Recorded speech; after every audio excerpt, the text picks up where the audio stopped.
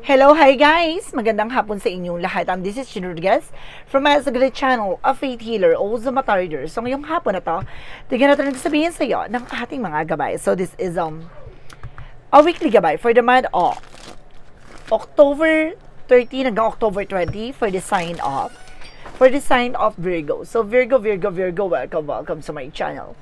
Ano kayang messages, advices, at spirit guides ang ating masasaga for today's video?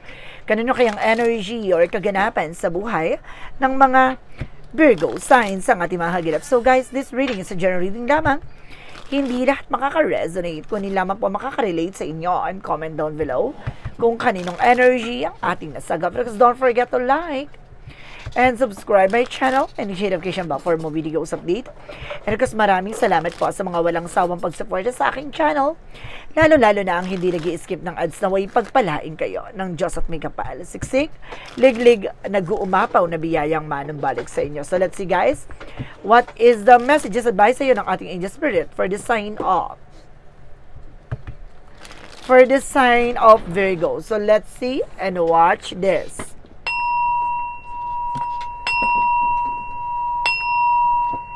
Angel Spirit ganap. So gusto natin alamin at tutuklasin natin ang bubulabugin natin ng eksena sa iyo ng ating gabay for a weekly gabay. Angel Spirit, please give information po. For Virgo, so this is the 5 of Cups. Something disappointment, regret, no? Kumbaga may panghihinayang, no, at pagsisisi na naaring naganap or maaaring maganap. Kumbaga itong bagay na to ay nagdulot sa iyo ng panghihinayang, no? Talagang pagkalugmok. But this is something emotional healing with the Queen of Cups, no? Kumbaga maaaring unti-unti na rin hihilom yung pagsisisi at panghihinayang na yan. And this is a Page of Pentacles with an investment. So may mga bagay na maaaring magdala sa iyo ng, kumbaga, pag-iisip, no? Na maaaring gusto mo nang makaipon, gusto mo mag-invest for this scenario or this exenap, no? Pagdating sa business or pagdating sa isang bagay, no? This is something investment for good things, no? Magandang bagay ito, maaring for negosyo or for your own sake, no? Parang it's either a properties, no? And of course, jewelries, no? And because this is something, the Seven of Swords. Sneakiness, cheating, lying on you. Mag-ingat ka guys, no? Kumbaga may mga bagay dito na maaaring nagdulot ng panlulok at pagsisinungaling sa iyo. At the same time, this is the Queen of Swords of bigger picture. Unti-unti mo nang makikita yung posibilidad na mangyari. Kumbaga, malayo pa lang kilala mo na at makikilala mo na, no? Yung sino tong, kumbaga, nanluloko or manluloko sa iyo or lilin lang, no? Or susubukang lokohin ka. And this is the Page of Wands with good news. May magandang balita na. No, ito magandang balita na to ay magdulot sa iyo ng bagong oportunidad, no, at bagong eksena. What is the 5 of Cups? Represent what? The Chariot card. So this is something taking action na may pagkilos at paggalaw talaga ng eksena dito. No, unti-unti nang magbabago, no, at unti-unti nang magkakaroon ng pagbabago ang kaganapan ngayon. Kailangan mo lang kumilos, no? This is the Queen of Cups, represent the Knight of Wands for this silence. Kailangan low-key daw guys, ha? Hindi pwede yung bulgaran. Kailangan tahimik ka lamang. So let's see what is the Page of Pentacles. And this is the 9 of Pentacles with a financial windfall. So this is something of investment. It's a good thing guys. So magiging maganda talaga tong investment na tatahakin mo. And kasi sinasabi dito, ha, kumbaga dati bunga era ka, madaldal ka. So this is the moment nagiging tahimik ka na. No, very nice. Baka marites ka din dahil, kuya, sir. And because the 7 of Swords represent what? The Queen of Pentacles. So this is something practicality and good sense pagdating sa entrepreneur, na kaya kailangan na matuto ka na, no? Kumbaga marami na nagdaan sa yung marami na nagdaan sa yung tao na maaaring nagsinungaling, niloko ka, nangutang sa iyo, hindi nagbayad, maaaring kumbaga binudol ka, mag-ingat ka na. So this is the Queen of Swords, represent the 2 wands. So choices, no? Kumbaga magkakaroon ka na ng pagpipilian dito, no? Itong bagay na to ay kumbaga unti-unti mo nang makikita yung mga pagbabago.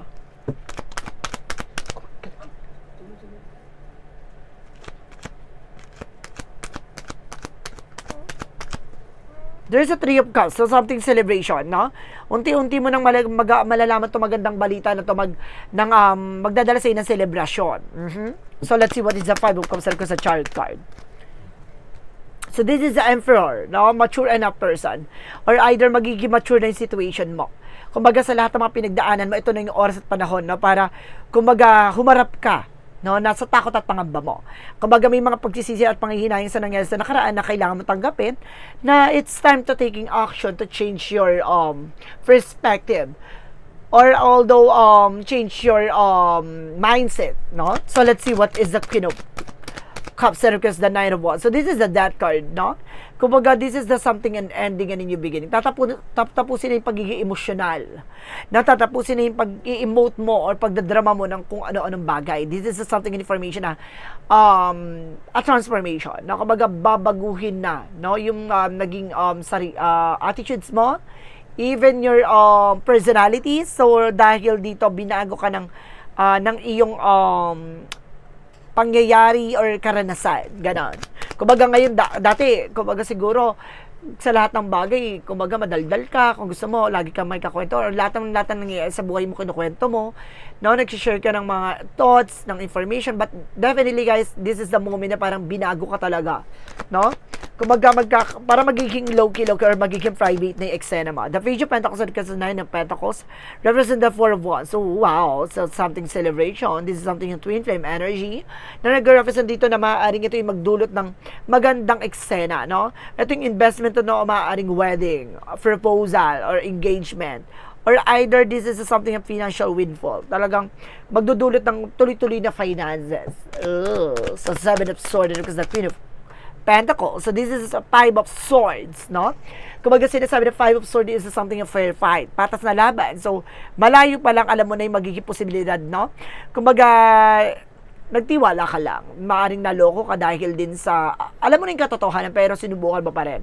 Kumbaga, ngayon, ito na yung oras, no? Ito na yung araw na maaring maliwanagan ka na hindi ka na ulit magganon, na parang magtiwala na basta-basta.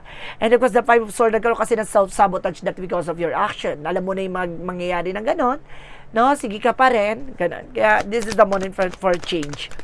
So, this is the Queen of Swords, represent the Two of Wands, and of course, the Six of Wands. So, this is something a victory is yours.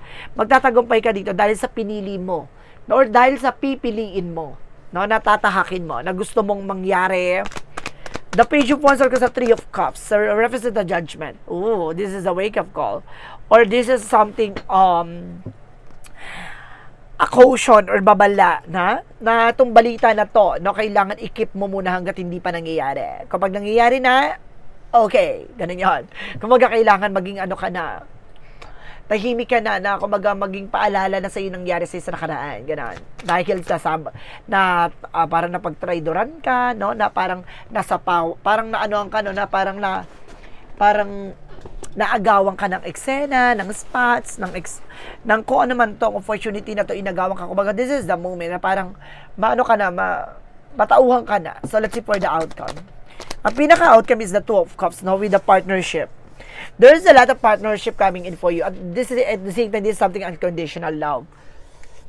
Na parang, ang bilis mo kasi, kumbaga, magtiwala for emotions, no?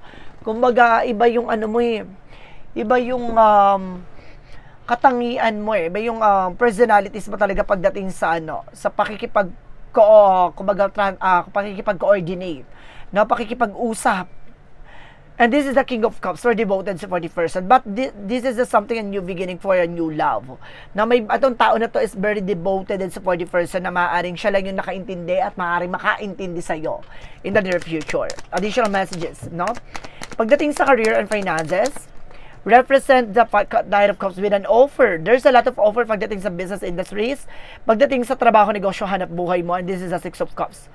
No? For offer, no? Maaaring magkaroon ng kumbaga business ideas, no, with your co-workers na maaring kayo ng investment, but sinasabi ko paalala to ha, na kailangan sarili mo lang.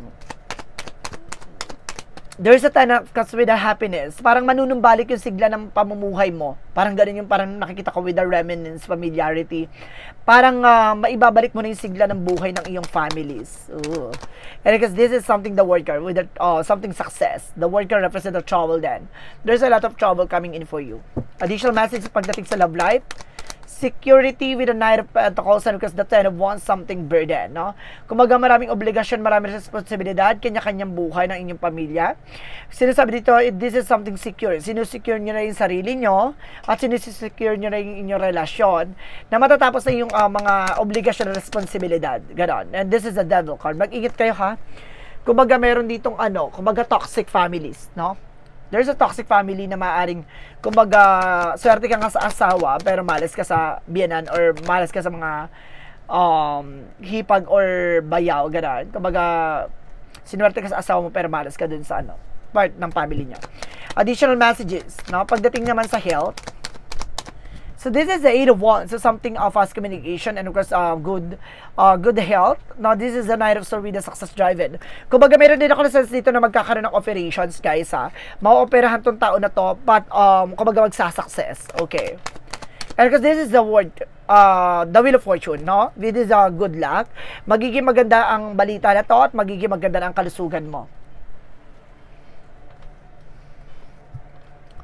For magical fairy messages represent what? Magical fairy messages represent trouble. Oh, I told you there's a trouble, guys. And of course, this is ask for what you want, no? Kailangan mong ipakita, no, at hilingin sa ating Panginoon, sa ating mga gabay na kung ano yung mga bagay na kailangan mo. And this is something affirmation. At yung sinasabi ng positive thought, create a positive result, no? Kapag optimistic ka, magiging magandang kalalabasan yan. Kung nega ka, negang kalalabasan. Kaya kailangan maging positibo sa lahat ng eksena sa buhay mo. So let's see what is the synchronicities. For synchronicities represent as synchronicities. So, synchronicities represent as synchronicities. So, this is something as science, no? May paalala sa ng ating mga gabay na play your cards wisely. No? Kumbaga, ang buhay mo ay maraming uudyok or susubok, no? Kaya kailangan matuto kang lumaban at marunong kang ipaglaban. And this is something change. Unti-unti na mababago, unti nang mag-iiba, no? At unti-unti na mag-evolve or mag-transform yung buhay mo, no? So let's see what is the yin and yang oracle card. And this is something luck and doubt. So see? Alisin mo daw yung pag-aalinlangan, no? At yung kumbaga kawalan ng kumpiyansa, alisin mo daw yan. Parang this is something comfort zone. Kailangan mo umalis doon, no? Kumbaga, ang bilis mong matakot, mapanghinaan ng loob, ito yung kailangan mong labanan. And Ace of Water, Pisces, Cancer, Scorpio, may kinalaman ka raw dito sa water signs. And this is something distance, no? Kailangan mo dumistansya sa mga nega. And there's an empathy breakthrough. Magtatagumpay ka. Kumbaga, sinasabi dito, magsulo kayo or something, magbukod kayo, now with your families. Kasi, kumbaga, there's a lot of toxicities around you guys. Na pagdating sa Romance Angels, let's see, for Mystic Love Oracle deck. For Mystic Love Oracle deck, represent what? Represent a courage. Na ini-encourage ka dito na lakasan mo ang loob mo. No? At the same time, this is something single parent. No? If you are a single parent. And this is something fear. See, I told you, kumbaga meron ka talaga ditong kanakatakutan or parang nagkaroon ka na trust issue. Parang ganun yung sense ko, guys. For Money Move Oracle deck, for money and career reading. So, let's see. And there's a savings. No, meron talaga savings. Kanina travel, but this moment, this is something vacation. Talaga parang, kumbaga mag-change talaga yung ano nyo, yung lifestyle nyo. Na more on travel na kayo, more on happy moment na this time. Na parang binago talaga. Ang ganda. So, let's see what is Archangel Michael messages. Go forward fearlessly. Magpatuloy ka na walang kinakatakutan, no?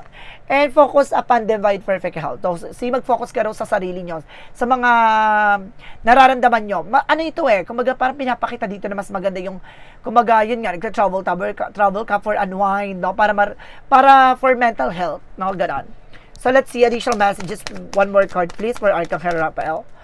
Michael. make a commitment. So, pagdating sa isang bagay, kung gusto mo isang bagay na yung gawin mong passion, no? Kumbaga, pagpatuloy mo, na kailangan persistent ka sa ginagawa mo, ganon. So, let's see what is additional messages. Natso, boundaries. No, kailangan mag-set ng boundaries, guys. Paalala sa'yo na, kumbaga, kung ayaw mo mapasukan ng mga anumang uri ng blockages or negativities, mag-set ka ng boundaries. And this is something direct timing. So, this is the moment na step by step, no? Towards the success, no? Para pinapakita dito na sa lahat ng tatahakin mo, no, kumbaga kailangan mong pagdaanan muna bago mo mapunta o mapuntahan yung marurok ng tagumpay. And this is something harvest time. Ito na yung pinapakita dito na unti-unti mo nang ma-harvest for abundance lahat ng mga bagay na pinaghirapan mo. O ganan. So let's see what is the energy. And there's an angel of balance. So, magiging balance ka na this moment. And this is the thinking woman. If you are a woman, overthinking ka, no? Ayun yung kailangan mong ayusin, yung mental health mo dyan, guys. Kailangan mo na unwind. If you are a man, maaaring yung person mo, overthinking. No, wag mong pag-isipin ng kung ano-ano, baka na-stress, no? Dahil din sa mga misactions, no? Yung mga maling actions mo na parang hindi na misinterpret niya. And this is something healer of the ages. So, anumang uri ng mga karamdaman or mga pinagdaanan mo, maaaring humilom din yan, no? Maaaring makarecover ka din. For Romance Angels, represent what?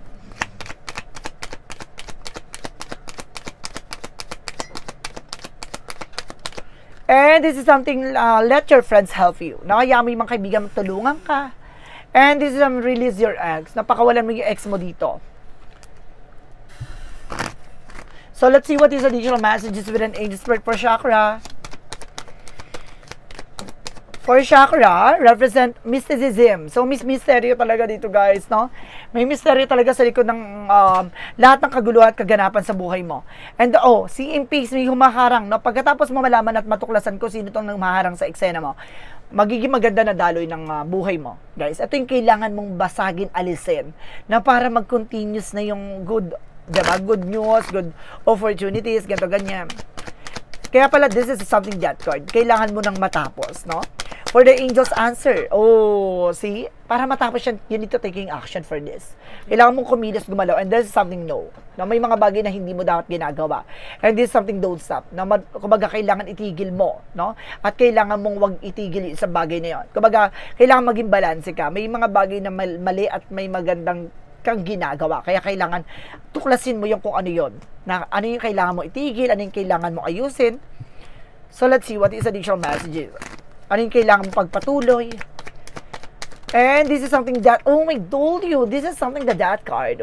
See? Ito yung sinasabi ko kanina na kailangan ng waksiin, no? Or parang tapusin. Wakasan. And this is a denial, no? I-acknowledge mo yung fear, replace mo yung inside of awareness. So, hindi sa natatakot ka. Nangangamba ka lang for possibilities. Ganon.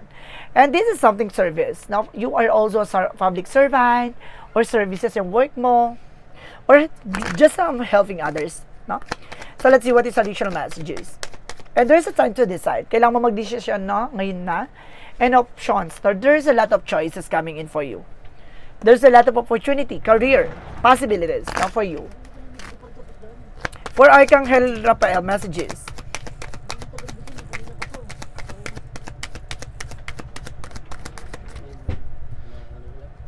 Caffeine free. No, kailangan mo dito ng kumbaga, umiwas ka sa mga kape.